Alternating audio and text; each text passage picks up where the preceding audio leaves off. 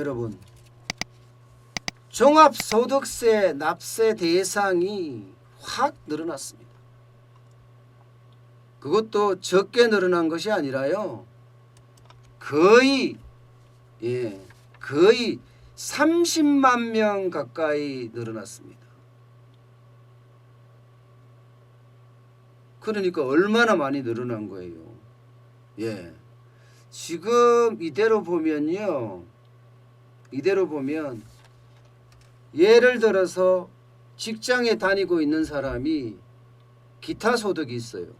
책을 썼다든가 강연을 했다든가 아니면은 뭐 강의를 했다든가 이렇게 기타 소득이 생길 경우에 바로 이 종합소득세 신고 대상이 되는데요.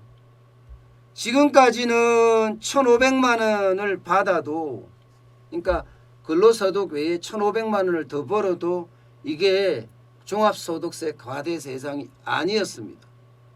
왜냐하면 1,200만 원을 인정을 받았기 때문에 필요 경비로 말입니다. 그런데 지금 이게 기준이 바뀌었어요. 기타 소득에서요, 필요 경비 인정 비율이 80%에서 60%로 낮아졌습니다. 그렇게 되면요, 이제는 1,500만 원을 받으면 당연히 종합소득세를 신고를 해야 되고요, 750만 원 이상이 되면 종합소득세를 신고를 해야 합니다. 그러면 교수님이 책을 써서 750만 원을 더 벌었으면, 그죠? 이거는 과세 대상이 된다는 거잖아요. 또 회사에 다니는 사람이 다른 데 강의를 했어요. 강의를 해서 기타 소득 부수입이 750만 원이 넘었습니다. 그러면 여기도 마찬가지로 종합소득세 과세 대상이 되는 겁니다. 또 있습니다. 또 주택 임대 소득도 마찬가지예요.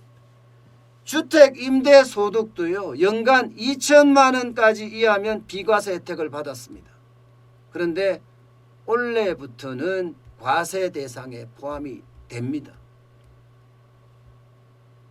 그러니까 상가 임대를 해주고 월 200만 원을 받는다 그러면 이거는 무조건 종합소득세 과세 대상이 되는 거죠.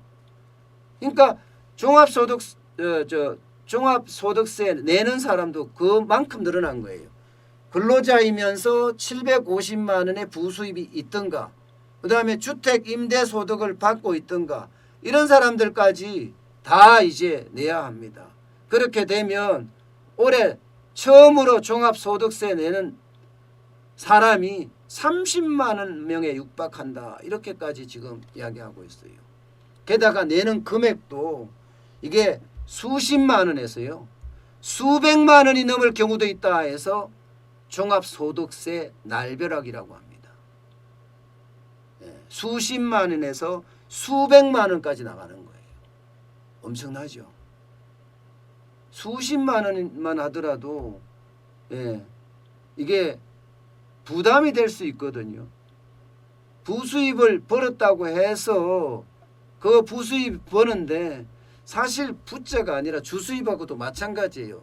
요즘에 물가도 많이 오르고 살림살이도 팍팍해지니까 어떻게 하든 뭔가를 해서 일을 해서 벌어서 가게에 도움이 되고자 사실은 일을 하거든요.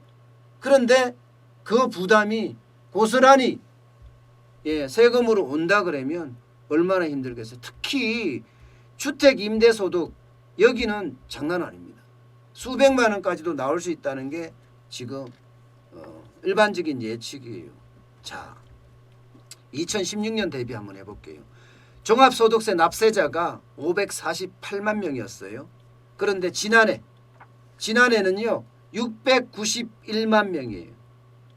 691만 명. 그러면 3년 새에 26%나 증가했다는 이야기잖아요. 3년 새에. 이게 엄청나게 많이 늘었다는, 문재인 정부 들어와서 세금이 더 많이 늘었다는 게 바로 이런 겁니다. 종합소득세를 내는 사람이 이처럼 늘었다는 거예요. 게다가 회사에 다닌 사람, 쉽게 말하면 급여소득자가 지금 종합소득세를 신고해야 되는 사람, 여기는요 엄청나게 늘었어요. 필요경비 인정 비율을 80%에서 60%로 낮췄기 때문이에요. 141만 명에서요 219만 명, 무려 55%나 늘었습니다. 와, 장난 아니죠. 이게 정부 입장에서는요 또 새로운 세원을 개발했다가 이야기를 할 수가 있겠지만 종합소득세를 내야 하는 회사 다니는 사람들 입장에서 보면 이게 종합소득세 쇼크이자 종합소득세 날벼락이라는 말이 나오는 것도 그래서 나오는 겁니다. 그래서 옛날에는 그래도 어떻게 하든 일을 해서 부수입을 벌었던 사람들이 이제는 종합소득세를 내야 하니까 거기에 대한 부담이 앞으로 더 장난이 아닐 거다 이렇게 예측을 하고 있습니다. 회사에 다니는 사람도 옛날에는 1,500만 원까지 괜찮았지만 지금은 750만 원만 부수입이 생겨도 종합소득세 신고를 해야 되고요. 임대소득에 대해서도 주택 임대소득에 대해서도 연 2천만 원이 되면요. 이것도 마찬가지로 종합소득세 과세 대상입니다. 그러니까 30만 명이 늘어났으니까 엄청 늘어났죠.